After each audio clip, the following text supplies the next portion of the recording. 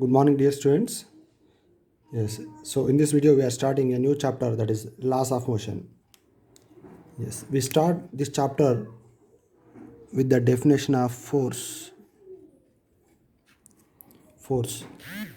What is a force? A force is a push or pull which accelerates or tries to accelerate a body.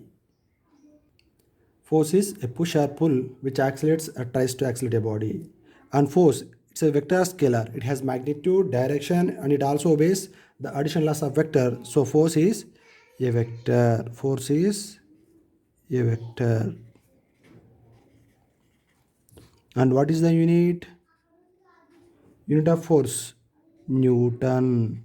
Newton is a scientist's name. So we use capital N. It's now Newton's first law of motion. So that statement of Newton's first law is every body continues to be in its state of rest or of uniform motion in a straight line unless a net force acted upon the body. That means if your body is at rest or if your body is in motion with constant velocity, so if your body is at rest, it will be at rest. If your body is in motion, it will continue its motion with constant velocity forever if there is no net force acting on the body. So Newton's first law tells us what happens to a body whenever there is no net force. అంటే ఒక body rest పొజిషన్లో కనుక ఉంటే అది ఎప్పుడూ rest పొజిషన్లోనే ఉంటుంది. ఒకవేళ మోషన్లో కనుక ఉంటే ఆ బాడీ మోషన్లోనే ఉంటుంది with constant velocity straight line. ఎప్పుడు జరుగుతుంది? Whenever there is no net force acting on the body. అంటే వస్తువు రెస్ట్ పొజిషన్లో ఉన్న రెస్ట్ పొజిషన్లో ఉండడానికి ఇష్టపడుతుంది, మోషన్లో ఉన్న వస్తువు మోషన్లో ఉండడానికే ఇష్టపడుతుంది. సో ఈ ప్రాపర్టీని మనం ఏమంటామంటే ఇనర్షియా అంటాం. Inertia. So that's why this law is also called as law of inertia. We define inertia like this: the tendency of a body to continue its state of rest or motion is called inertia. అంటే rest పొజిషన్లో ఉండే వస్తువు rest పొజిషన్లో ఉండడానికి ఇష్టపడుతుంది, మోషన్లో ఉండే వస్తువు మోషన్లో ఉండడానికే ఇష్టపడుతుంది అనమాట. మోషన్లో ఉన్న వస్తువు తన రెస్ట్ పొజిషన్లోకి వస్తుందా? లేదు. We have to apply force and we have to take it in to rest. ఒకవేళ రెస్ట్ పొజిషన్లో ఉన్న వస్తువు మోషన్లోకి వస్తుందా? తను రాదు. బట్ మనం ఏం చేయాలి? We have to apply force and we have to take it in to motion. Now, let us write the statement of Newton's first law. Yes, we are writing statement here, Newton's first law. Every body continues to be in its state of rest or of uniform motion in a straight line unless a net force acted upon the body. And we are defining inertia. The tendency of a body to continue its state of rest or motion is called inertia. And we are writing a line here. Mass is a measure of inertia of a body. That means if a body has more mass, we say that the body has more inertia. Now I'll explain this inertia now. Yeah, first I would like to explain this Newton's first law. Suppose we have a smooth surface. Now initially a body is at rest. So what is the velocity? 0. So if there is no net force, actually there are two forces acting on the body. One is gravitational force acting downward direction, and another force in normal force which is acting in the upward direction. So these two forces are equal in magnitude but act in the opposite direction. So net force is 0, the body will be at rest. So according to Newton's first law, whenever net force is 0, if the body is at rest, it will continue be at state of rest. Or on smooth surface, already it is moving with some velocity, let's say 5 meter per second. So if it is a smooth surface, the body continues with the same velocity 5 meter per second forever. But in fact, if you take any surface, so on our floor, take a body and throw it some velocity. What happens, guys? If we leave it with velocity 5 meter per second, it goes to certain distance and it comes to stop. The reason is here, there is a frictional force which is acting in the opposite direction of motion. So because of this force, the body comes to rest. If there is no friction, what would happen is the body continues with the same velocity forever. So if you take a body to the space where there is no gravity and take a ball or somebody, leave with the velocity 10 meter per second. So the body continuously moves with the same velocity 10 meter per second forever because there is no net force acting on the body. Now coming to inertia. So the tendency of a body to continue its state of rest or motion is called inertia. Suppose we are going in a bus, so the bus is at constant velocity. Suddenly if the driver uses brakes of bus, how do we feel, guys? We lean forward direction, right? ఇట్లా ముందుకు పడతాం కదమ్మా. అంటే అర్థం ఏంటి? Driver breaks ఉపయోగించినప్పుడు already మనం మోషన్లో ఉన్నాం. దట్ మీన్స్ మన బాడీ ఏం చేస్తుంది? ఆ మోషన్ని కంటిన్యూ చేయడానికి ట్రై చేస్తుంది, అంటే ముందుకు బెండ్ అవుతాం.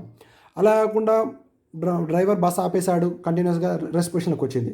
సడన్గా డ్రైవర్ యాక్సిలేటర్ నొక్కాడు అంటే బస్ ముందుకు వెళ్తుంది. అప్పుడు మన బాడీ ఏమవుతుంది, వెనక క్లీన్ అవుతుంది. అంటే మన బాడీ ఇంతకుముందు ఎక్కడైతే ఉందో అక్కడ ఉండడానికి ఇష్టపడుతుంది. అంటే బాడీ ఎలా బిహేవ్ చేస్తుంది, రెస్ట్ పొజిషన్లో ఉంటే రెస్ట్ పొజిషన్కి ఇష్టపడుతుంది, మోషన్లో ఉంటే మోషన్లో ఉండడానికి ఇష్టపడుతుంది. సో ఇటువంటి యొక్క ప్రాపర్టీని ఏమంటాం మనం, ఇనర్షియా అంటాం.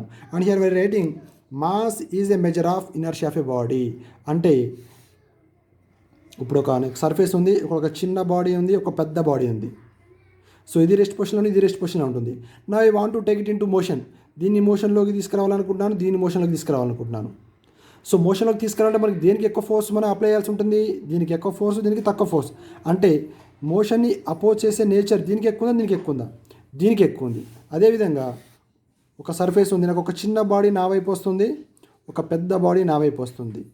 సో మనం రెండింటిని ఆపాలంటే మనకి దేనికి ఎక్కువ ఫోర్స్ మనం అప్లై చేయాల్సి ఉంటుంది, సో దీనికి ఎక్కువ ఫోర్స్ అప్లై చేయాల్సి ఉంటుంది. అంటే దీన్ని రెస్ట్ పొజిషన్లోకి రావడానికి ఇది ఈజీగా ఇష్టపడుతుందా, అంటే మోషన్ని అపోజ్ చేసిన దీనికి ఎక్కువ ఉందా, దీనికి ఎక్కువ ఉందా, అంటే it tries to continue its motion, it also tries to continue motion. But రెండిట్లో రెస్ట్ పొజిషన్ తీసుకురావడానికి మనకి ఎక్కువ ఫోర్స్ ఉపయోగిస్తున్నాం, ఇక్కడ ఎక్కువ ఫోర్స్ ఉపయోగిస్తున్నాం. అంటే అర్థం ఏంటి, దీని యొక్క మోషన్ చేంజ్ని అపోజ్ చేస్తుంది, ఇది ఎక్కువ అపోజ్ చేస్తుంది, ఇది ఎక్కువ అపోజ్ చేస్తుంది, ఇది ఎక్కువ అపోజ్ చేస్తుంది. That is the reason why we say that mass is a measure of inertia. అంటే మోషన్ని అపోజ్ చేసే నేచర్ దేనికి ఎక్కువ ఉంటుంది, ఏ బాడీకి అయితే మాస్ ఎక్కువ ఉంటుందో దానికి అపోజ్ చేసే నేచర్ కూడా ఎక్కువ ఉంటుంది. So that's why we say mass is a measure of inertia of a body. Now we define momentum. Momentum of a body is defined to be the product of its mass and velocity. So how do you define momentum? Yes, we define like this. Momentum of a body is defined as the product of mass and velocity of the body. Suppose we have a smooth surface. Mass of the body is m and the body is moving with velocity v bar. Now we define momentum. Momentum P is equal to the product of mass into velocity. Velocity is a vector, right? And what about mass? Mass is a scalar. Whenever a vector is multiplied with a scalar, scalar means a purely number. Whenever a number is multiplied with a vector, the result will be a vector. That means what is momentum? Momentum is a vector quantity. Momentum is a vector quantity. Here you can write momentum is a vector quantity. That means it has magnitude, direction, it also obeys the additional laws of vectors. And what about the units of momentum? What is unit of mass? Kg. What is unit of velocity? Meter per second. So the unit of momentum is kg meter per second. You may get one doubt, why we are multiplying mass and velocity and why are we defining it as a new quantity, momentum? So in physics we define only few quantities. So the quantities which have physical significance, so we define them only. ఇక్కడ మాస్ని వెలాసిటీని multiply చేస్తున్నాం, మనం momentum అంటున్నాం. అదేవిధంగా మాస్ని వాల్యూమ్ని multiply చేసి కొత్త quantity మనం ఇవ్వం, కొత్త డెఫినేషన్ ఇవ్వం. ఎందుకంటే మాస్ ఇంటూ వాల్యూమ్కి మనకి ఫిజికల్ సిగ్నిఫికెన్స్ ఏమీ లేదు. But when a body has mass m and if it moves with velocity v, so we say the product of mass into velocity is called as momentum. So this momentum has some physical significance in physics. అదేంటో మనం నేర్చుకుందాం, upcoming క్లాసెస్లో నేర్చుకుంటాం. Yes, now let us see Newton's second law. Newton's first law tells us what happens to a body whenever net force acting on a body is 0. Newton's second law tells us what happens whenever there is a net force acting on the body. Yes, this is the statement of Newton's second law. We also have another statement that I'll tell you later part of in this video later part. If a net external force acts on a body, the body accelerates. The direction of acceleration is the same as the direction of the net force. So mathematically, the net force acting on the body is equal to the mass of the body times the acceleration of the body. So F is equal to, net force acting on a body is equal to mass of the body times its acceleration. So acceleration is a vector, so force is also a vector. F bar is equal to, you can add m into a bar. F bar is equal to m into a bar. Now I'll tell you the second definition. Yes, this is the second statement of Newton's second law. The net external force acting on a body is equal to the rate of change of momentum of the body. Now we want to prove this one. So according to Newton's second law, net force is equal to, net force means we have to take the vector sum of all the forces. So we write like this, in the book we also represent like this. Either way you can write is equal to, what do we write? Mass into acceleration. Mass of the times acceleration. So m into a bar we write. So if we write individually for x component, y component and so on, we can write like this. For x component, net force in x direction, you can write mass into x component of acceleration. Net force in y direction is equal to mass into acceleration in y direction. Net force in z direction is equal to mass of the body times its acceleration in z direction. Now we want to prove this one. The net external force acting on a body is equal to the rate of change of momentum of the body. So how are we rating? Net force is equal to mass into acceleration. So if this is instantaneous force, this is instantaneous acceleration. Now you can write acceleration can be written like this, right? dv by dt. M is a constant, right? Mass, so we can take it inside.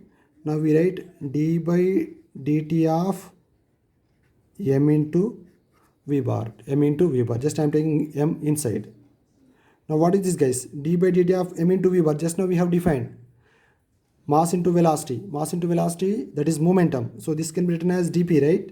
You can write p dp by dt. So net force acting on a body is equal to, how much are we getting? The rate of change of momentum of the body. Here p bar is momentum. Yes, Newton's third law of motion. To every action there is always an equal and opposite reaction. So this is the statement of Newton's third law. Yes, this is the statement of Newton's third law. To every action there is always an equal and opposite reaction. That means we have a person A and we have person B. So person B is exerting force on person A is exerting force on person B. So automatically what happens is the person B also exert force on person A, but these two are equal in magnitude, acting in the opposite direction. So one is called action. So the force exerted by A on B is called action, and the force exerted by B on A is called reaction. So here we write like this: force exerted by A on B is equal to force exerted by B on A. This is called reaction. But how are they? They are equal in magnitude but act in the opposite direction. That's why we read it as negative sign. It is very simple. Suppose here we have a wall. We have a rigid wall. Now just you stand here and push the wall with some force. Let's say you exert the force 100 Newton. Then the wall also exert the same amount of force in the backward direction on your palm. By using your palm, if you exert force on the wall 100 Newtons, the wall also exert the same amount of force on your palm. And the amount, what is the amount of the force? 100 Newton. This is called action. This force, the force exerted by wall on your palm, will be reaction. So for every action there is always an equal and opposite reaction. This is the statement of Newton's third law. See guys, here action and reaction, these two do not act on the same object. Remember, this is very, very important. Here action and reaction pair, these two forces do not act on the same object. That means here action, what is action? Force is exerted by palm on the wall. This is action. Then what is reaction? Force exerted by wall on the palm. See here, action and reaction, are they acting on the same wall? No. Or same palm? No. So action is on the wall, reaction is on the palm. Arachai, I mean palm ante ikkada arachai anamata. Arachai toti manam push chestunnam anamata. Now, yeah, tell me one example for this Newton's third law of motion. A rocket, motion of rocket is a good example for Newton's third law. So third law lo rocket lo emotundamma, fuel burns and it comes out with large speed. అంటే అప్పుడు ఏమవుతుంది, rocket అనేది కొంత ఫోర్స్తో మనకి fuel ఏమవుతుందో burn అయ్యి బయటకు వస్తుంది. ఈ బయటకు వచ్చే ఫ్యూయల్ ఏం చేస్తుంది, రాకెట్ మీద ఫోర్స్ ఎగ్జర్ట్ చేస్తుంది. సో ఆ ఫోర్స్ వల్ల ఏమవుతుంది, రాకెట్ పైకి వెళ్తూ ఉంటుంది, అందులో ఫ్యూయల్ బర్న్ అయ్యి కిందికి వస్తుంది అన్నమాట. అంటే force exerted by rocket on the fuel is action. అయితే రియాక్షన్ ఏంటి, force exerted by the fuel on the rocket will be reaction. So in this way rocket moves upward direction and the fuel which is burned, it comes down. Yes, now let us define impulse. The product of force and time duration is defined as impulse. How do we define? the product of force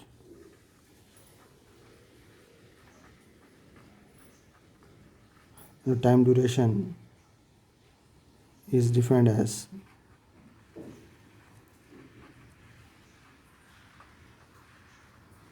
impulse. So impulse is equal to, what do we write?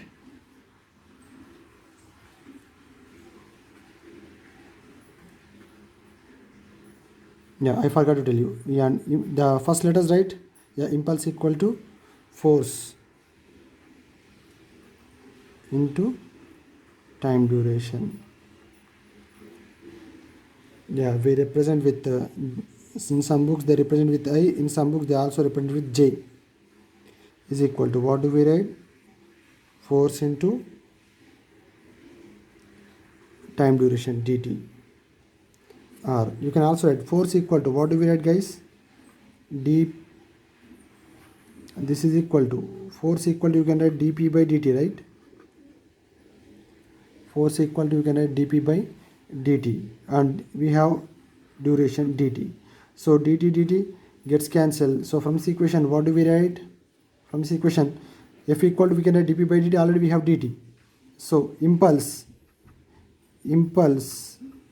is equal to, what is dp, guys? Dp means change in momentum, so impulse is equal to, you can write it as change in momentum.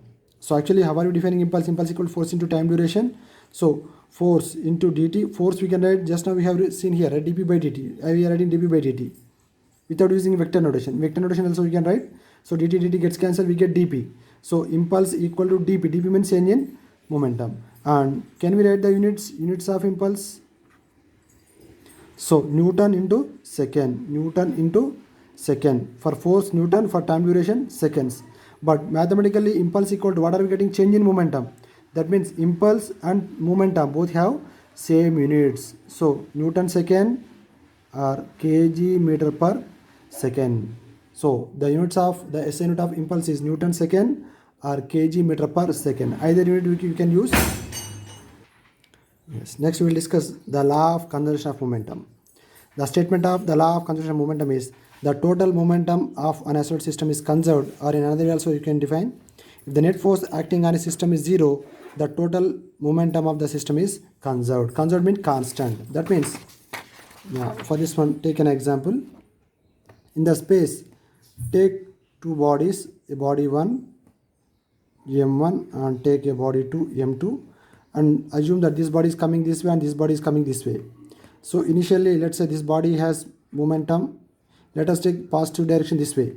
So this body has momentum 10 kg meter per second, and let's say this body has momentum in the back in negative x direction. So let's say it has momentum 8 kg meter per second. So they collide each other. This one collide each other and this one collide each other.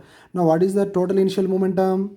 10 minus 8. So initial momentum pi is equal to 10 plus minus 8. So how much do we get?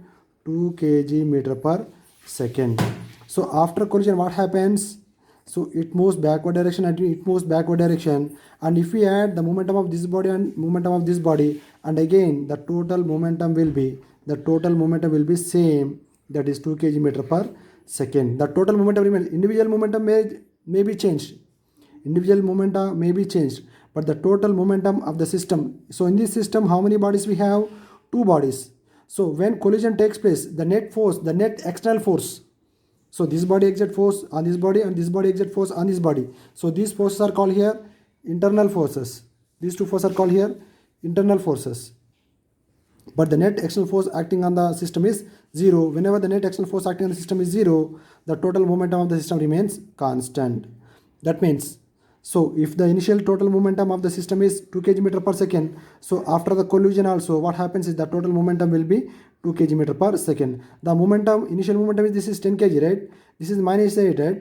So these individual values may be changed, but the total momentum does not change. So this is called the law of conservation of momentum. And from Newton's second law, we can write like this.